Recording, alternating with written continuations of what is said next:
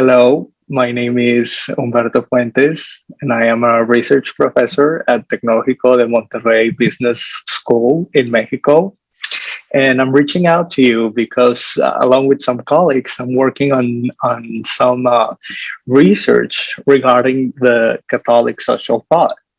And part of what we're trying to accomplish is to come up with a scale that would measure individuals' attitudes towards this principle. So I am Catholic myself, and I think I understand the principles somewhat okay, but part of the methodology is so in science, we always have the method. It's to always come back to the experts for when we're developing a measuring scale. So I'm reaching out to you since I found you in social media.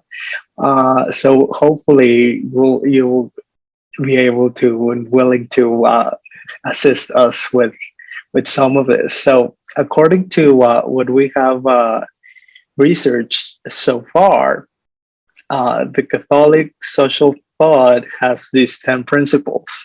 Now, this is a topic of interest in the management literature, and it has been used to study, for instance, success, uh, successful entrepreneurs, and successful case studies of businesses and leadership that use these principles, whose ideas are embedded in their practices and their management, and they are very successful in attracting talent, in having a loyal workforce, in doing good in their communities.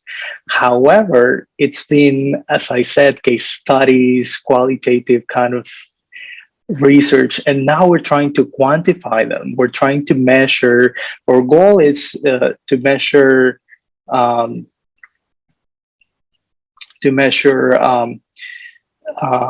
individuals' attitudes towards each principle in this kind of way. I'm sure these kind of scales are pretty common. So in the scale of 1 to 7, where 1 is strongly disagree and 7 is strongly agree, uh, tell us how you feel about a series of statements. So we're in the stage of trying to come up with the statements. Um, so what we would love for you to take a look at, we have already come up with 10 statements for each of the 10 principles. And this is sort of the definition that we found. Um, so we would like you to just put an X here on the top 6 out of the 10 that you think describe the principle better. And if you're able, or you perhaps we have no idea and we got it all wrong, perhaps you can propose some statements as well, or give us some guidance or pinpoints towards in this section, um, towards how can we um, make sure that we're coming up with statements that would really reflect what the principle is all about. I don't think it should take a lot of your time, and it would really help us a lot in order to put forward this piece of work, and to make a contribution on the goal is to apply it now at the consumer level, to inquire about how these principles impact certain consumption choices, perhaps on sustainable goods, or um, anti-consumption, or sharing modalities of consumption. So we believe that it's interesting to look at, and it's relevant.